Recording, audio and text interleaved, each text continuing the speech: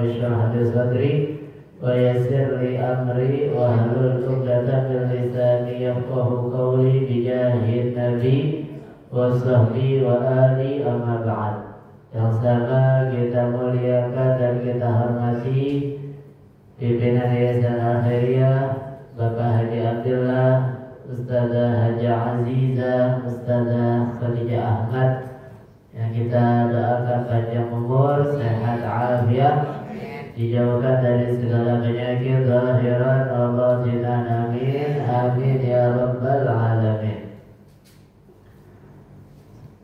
Yang sama kita muliakan hadirin hadirat jamaah sholat subuh, ibu-ibu serta anak-anak Yayasan Al-Khairiyah yang dimuliakan oleh Allah Subhanahu wa taala. Alhamdulillah, kita bersyukur pada Allah Subhanahu wa taala yang memberikan nikmat sehat afiat, nikmat panjang umur, nikmat taufik hidayah, sehingga kita dapat terus hadir sholat subuh berjamaah, juga ngaji subuh atau ngasuh, yang semoga duduk hadir kita di tempat ini menjadi sebab Allah turunkan rahmatnya dan keberkahannya pada kita seluruhnya, amin amin ya rabbal. Salawat beserta salam kita haturkan kepada junjungan kita Nabi Ustaz Muhammad SAW yang telah menuntut kita umatnya minal dhulumati ila nur, minal akhlaqil fasidah ila akhlaqil karimah. Hadirin hadirat yang dimuliakan oleh Allah Subhanahu wa taala, kita lanjutkan kajian kita daripada kitab Arba'ah Masail yang ditulis oleh Imam As-Sayyid Ahmad Zaini Dahlan sampai kepada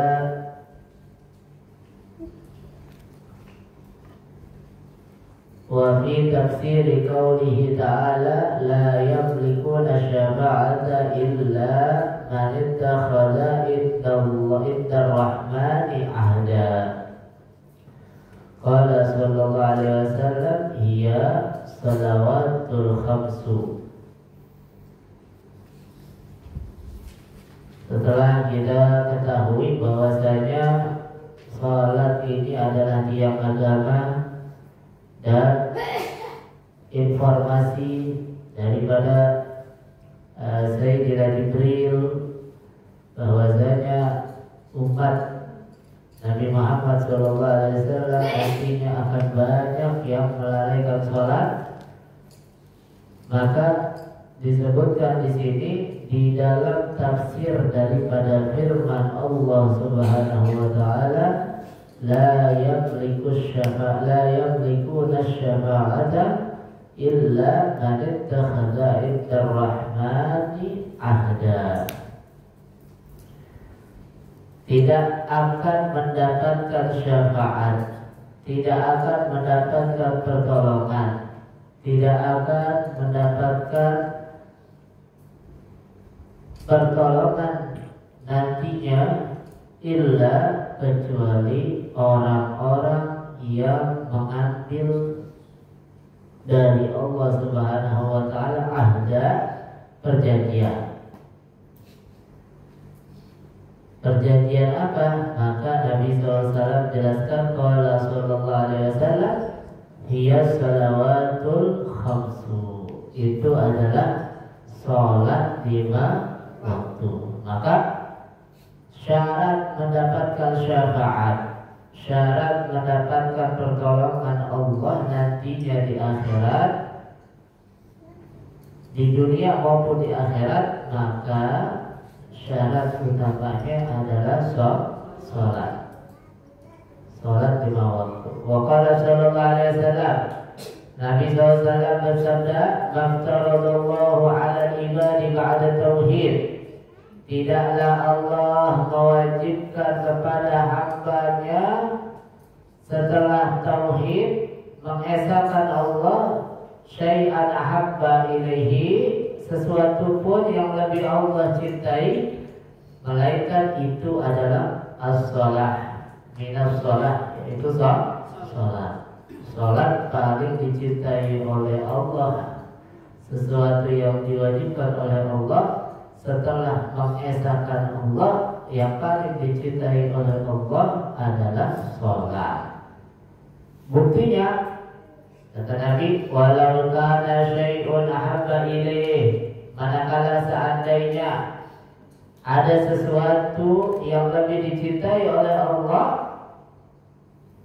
min'a daripada sholat, la ta'abbada bihi malaikatuhu, pasti malaikat-malaikat akan mengambil cara ibadahnya dengan ibadah tersebut.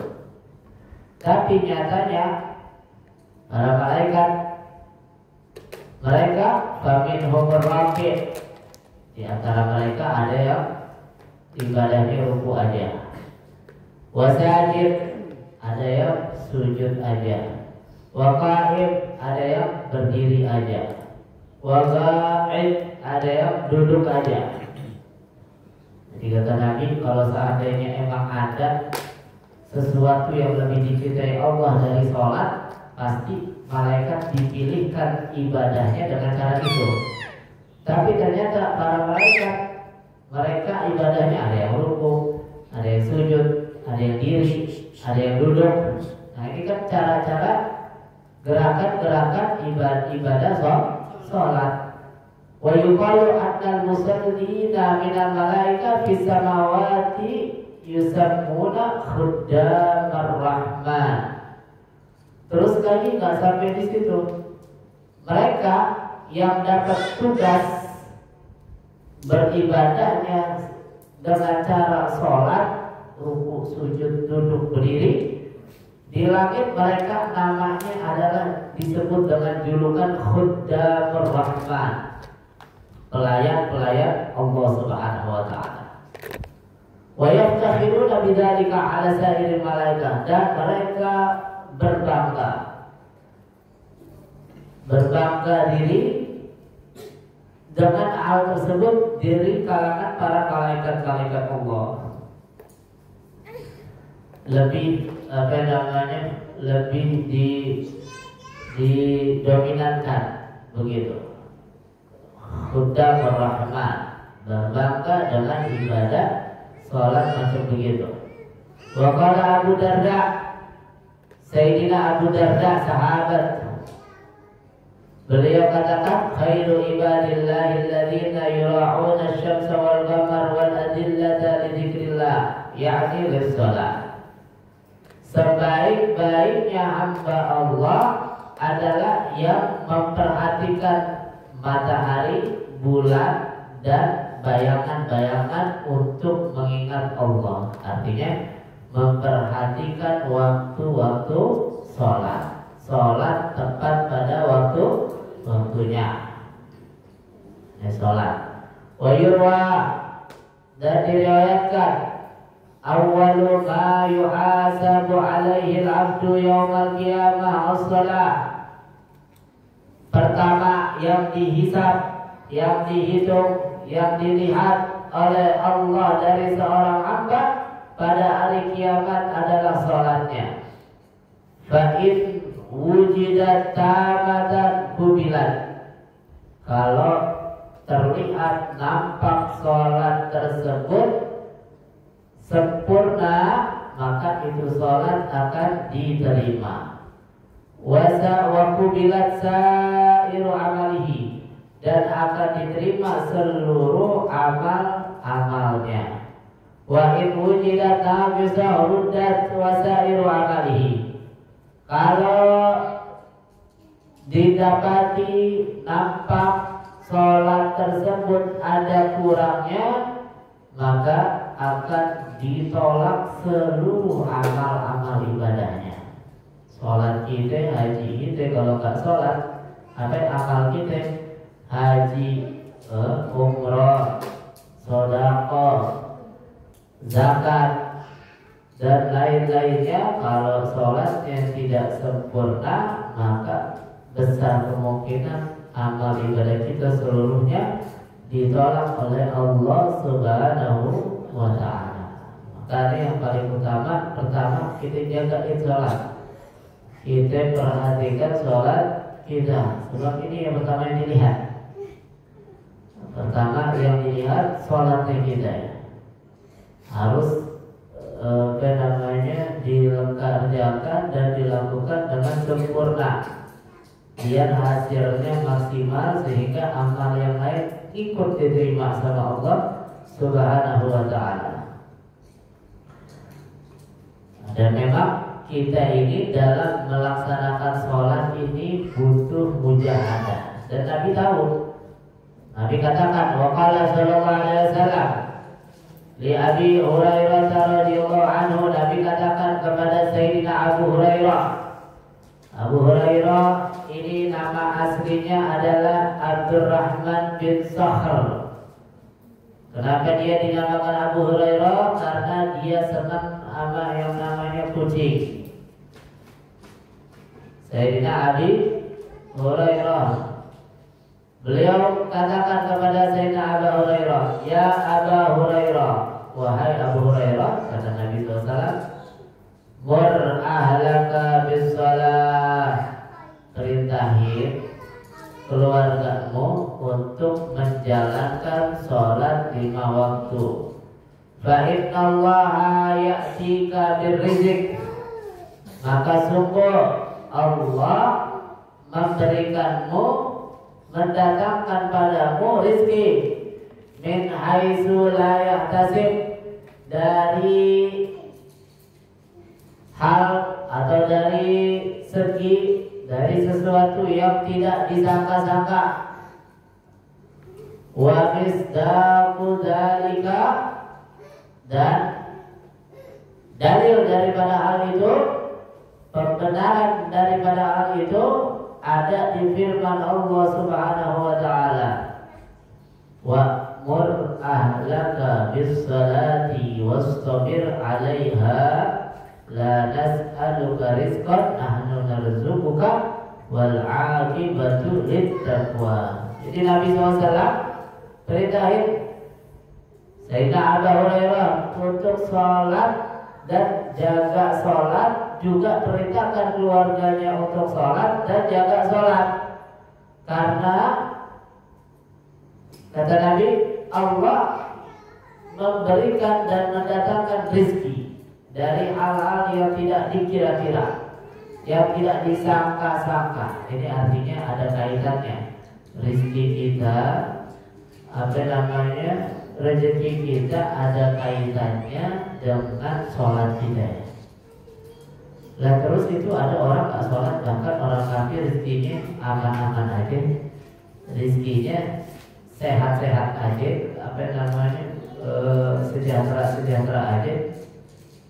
Nah ini rezeki yang dimaksud Nabi SAW adalah rezeki yang menuntut dia kepada ridho Allah Subhanahu wa ta'ala. Sebab rezeki ini ada 2 macam. Rezeki ini ada 2 macam. Kata Imam Ibn As-Salat, warizku rezeki itu adalah yang engkau bisa pergunakan walau muharraman, walaupun itu ada warizku mayanfa' walau muharraman. Rezeki itu adalah yang bisa kau manfaatkan walaupun itu haram. Artinya rezeki itu ada yang halal, ada yang haram. Dan tentunya kita dari semenjak 40 hari kali 3 di dalam perut kita atau 4 bulan kita sudah ditentukan rezekinya. Nah tinggal kita ketika menjalaninya mengambil rezeki itu lewat jalur yang halal atau jalur yang haram. Nah rezeki yang kaitannya dengan sholat adalah rezeki yang halal, yang berkah, yang menuntut seseorang kepada ridho Allah dan juga surganya Allah Subhanahu wa ta'ala. Sebab orang yang tak sholat atau orang yang bahkan bukan muslim, maka rizki yang mereka terima pada hakikatnya adalah bukan rizki, bukan anugerah, bukan keberkahan, tapi itu adalah istidraj dari Allah Subhanahu wa taala. Istidraj dari Allah Subhanahu wa taala. Waliyadzubillah dengan na'udzubillah.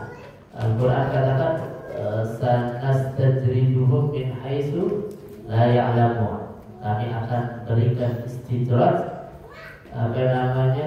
dari sisi yang mereka tidak sadari. Istidraj itu apa ya? Istidraj itu yang simpel aja kita, yang gampang dipahami, diulur, dikasih nikmat biar makin jauh dari Allah, dikasih nikmat biar makin jauh dari surga, dikasih nikmat biar makin merapat ke neraka, makin condong masuk ke neraka. Itu istidraj. Jadi kayaknya memang terlihat kaya, makmur, terus suka bagi-bagi, tapi dia makin hampa, makin tidak mengenal Allah, makin merasa dirinya adalah yang paling dermawan. Itu udah istidraj. Waliyadzubillah wa na'udzubillah. Kadang-kadang orang mendapatkan nikmat nggak sadar kalau itu adalah istidraj dari Allah Subhanahu wa ta'ala. Maka cara membedakannya ketika kita mendapatkan nikmat dan nikmat itu menuntut kita kepada kebaikan selanjutnya, ibadah-ibadah yang berikutnya, maka itu adalah nikmat dari Allah. Tapi kalau kita ada nikmat, ada karunia, tapi kita kok makin jauh dari Allah, makin lalai dari Allah, makin lupa dari Allah, maka itu adalah istidraj dari Allah Subhanahu wa taala. Waliyadzubillah wa na'udzubillah. Jadi kita yang introspeksi diri kita dah. Kita sehat nih kita kira-kira kepake buat apa ya? Kita banyak duit kita kepake buat apa? Banyakkan belanjanya, apa banyakkan sedekahnya? Banyakkan nyawernya, apa banyakkan infaknya, begitu. Kadang-kadang kalau buat sedekah nih, ntar besok mulu sedekah. Nah giliran kalau dimintain untuk patungan bikin acara dangdutan atau apa yang orang lain pasti lihat, cuma saya minta 5 juta buat acara ini biar kelihatan dermawan. Nah ini kita mesti waspada sama yang namanya istidraj. Jadi terus ungkapan Nabi SAW kepada Sayyidina Abu Hurairah dikuatkan oleh firman Allah Subhanahu wa taala, wa'mur ahlaka bis-shalati wastabir 'alaiha. Perintahin keluargamu, kata Allah Subhanahu wa taala, untuk kerjain sholat, wastabir 'alaiha, dan sabar mengerjain sholat. Nah, ini Allah Maha tahu dan mengetahui bagaimana keadaan hamba-hambanya. Kita sebagai hamba tidak menafikan bahwasanya banyak di antara kita yang merasa berat dengan melaksanakan ibadah sholat. Ada yang kerepotan, ada yang susah payah kerjainnya, ada yang bahkan terpaksa mengerjakannya. Nah ini Allah Maha tahu dan sudah mengetahui hal tersebut. Maka Allah perintahkan kerjain sholat, terus sabar. Kerjain aja, sabar bangun subuhnya, sabar bangun zuhurnya, kadang-kadang lagi tidur siang, asarnya, terus lagi isya'nya. Kalau maghrib sih insya Allah lebih gampang deh. Kalau maghrib lebih mudah untuk dilaksanakan. Sebab kita lihat di mana-mana masjid musola kalau udah maghrib lebih ramai daripada zuhur asar, begitu. Apalagi subuh, alhamdulillah udah banyak subuh gabungan sehingga itu digabung aja masih sedikit. Subuh gabungan yang udah digabung sekelurahan, sekecamatan, isinya masih dikit.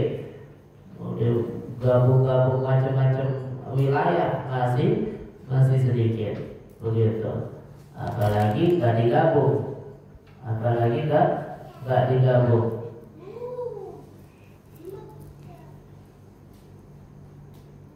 Wastabir alaiha, Nabi minta untuk sabar. Allah Subhanahu wa Ta'ala minta sabar ketika engkau perintahkan keluargamu, engkau sholat, melaksanakan sholat, sabar. Terus lagi sabar kita perintahin keluarga kita. Kadang-kadang kita rajin sholat, cuman istri kita yang susah sholatnya, atau suami kita yang susah sholatnya, atau anak-anak kita yang susah sholatnya. Sabar juga merintahin sholat kepada mereka. Makanya itu perintah sholat dimulai dari usia 7 tahun, dari masih kecil. Perintah sholat Nabi ajarin metode mendidik anak 7 tahun ajak sholat. 10 tahun kalau udah sulit diajak sholatnya, tidak mau diajak sholatnya, boleh ditegur dengan teguran yang lebih keras. Bahkan Nabi ajarnya boleh dipukul kalau tuh anak nggak mau ngerjain sholat, begitu. Wastabir alaiha, sabar mengerjain sholatnya. La nas'aluka rizqa, itu kita kalau sholat bukan berarti Allah butuh sama sholat kita. Bukan berarti kalau sholat Allah untung, enggak, yang untung kita. Kata Allah, kami tidak meminta rizki. Nahnu narzuquka, bahkan kami yang kasih rizki, kami yang kasih anugerah. Wal aqibatu littaqwa, dan kebaikan, ketakwa untuk orang-orang yang bertakwa. Wa qala Atha al-Khurasani, dan berkata Sayyidina Atha al-Khurasani, ma min 'abdin yasjudu lillahi sajdatan fi buq'atin min biqa'il ardi illa syahidat lahu yawmal qiyamah wa bakat alaihi yawma yamutu. Kata Sayyidina Atha, beliau katakan, tidaklah ada seorang hamba yang bersujud kepada Allah satu sujud saja di satu tempat dari banyak tempat di muka bumi ini, kecuali itu tempat akan menjadi saksi nanti di hari kiamat. Terus ketika itu orang meninggal dunia, itu tempat akan sedih, akan menangis karena itu orang meninggal dunia. Makanya tuh ulama gitu kalau habis sholat biasanya sholat sunnahnya geser, nggak di tempat yang sama. Tujuannya biar banyak tempat lokasi yang menjadi saksi bahwasanya itu orang pernah sujud kepada Allah Subhanahu wa Ta'ala. Jadi bakal jadi saksi sholat. Apalagi jangankan sholat, kita maksiat aja itu tempat bakal jadi saksi. Ini Sayyidina Atha al-Khurasani. Kemudian Rasulullah sallallahu alaihi wasallam, Nabi SAW menyampaikan, man taraka shalah, orang yang ninggalin sholat muta'ammidan, sengaja, bari'at minhu dhimmatu Muhammad, maka telah lepas darinya jaminan daripada Nabi Muhammad.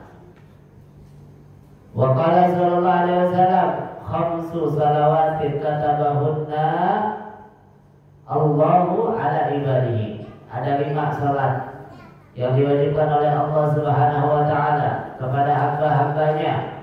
Faman addahunna limawaqitihinna, siapa yang melaksanakannya pada waktunya, kunna lahu nuran, itu salat akan menjadi cahaya, wa burhanan, dan akan menjadi bukti yaumal qiyamah, pada hari kiamat. Tapi sebaliknya, wa man dayya'ahunna husyira ma'a fir'aun wa haman. Kata Nabi, orang yang melalaikan, menyia-nyiakan sholat 5 waktu, maka dia akan dikumpulkan dan dibangkitkan nanti bersama Fir'aun dan Haman. Bersama Fir'aun dan Haman. Ini Raja Fir'aun yang mengaku Tuhan, juga Haman. Begitupun dia adalah orang yang tidak mempercayai Allah Subhanahu wa ta'ala. Ini orang yang melalaikan sholat. Ngumpulnya ke sama Nabi Muhammad, ngumpulnya ke sama orang-orang soleh, ngumpulnya sama Fir'aun, ngumpulnya sama Haman. Wa fi haditsin tawilin anna Jibrila nazala ala Nabi sallallahu alaihi wasallam. Di dalam hadis yang panjang disebutkan bahwasanya malaikat Jibril turun kepada Nabi Muhammad sallallahu alaihi wasallam. Kemudian berkata, "Ya Muhammad, wahai Muhammad, la yataqabbalullahu min tarikis shalah." Tidaklah diterima oleh Allah kepada orang yang meninggalkan sholat. Apa yang tidak diterima? Saumahu, puasanya. Wala sadaqatahu, sedekahnya. Wala hajjahu, hajinya juga. Wala amalahu, semua amalnya. Wala zakatahu, dan zakatnya. Wa tariku shalah, orang yang meninggalkan sholat maka mal'unun, akan dilaknat, terlaknat di dalam kitab Taurat dan Injil serta Zabur juga Al-Quran. Jadi di 4 kitab nih, orang yang meninggalkan sholat adalah orang yang terlaknat, orang yang dilaknat oleh Allah Subhanahu wa ta'ala. Waliyadzubillah, summa na'udzubillah. Mudah-mudahan Allah beri kekuatan kita, beri semangat kita, beri ma'unah kepada kita untuk dapat menjaga sholat 5 waktu. Amin. Amin ya rabbal alamin. Ala hadhihi ya wa ala kulli niyya salihah. Wa ila hadratin Nabi Sayyidina Muhammadin sallallahu alaihi wasallam, Sayyid Muhammad al-Maliki, Sayyid Hasan Baharun, Sayyid Hamid al-Qab, Sayyid Ali bin Abdul Haddad, Sayyid Imam Sayyid Ahmad Sayyid Dahlan, Sayyid al-Asrar al-Fatihah.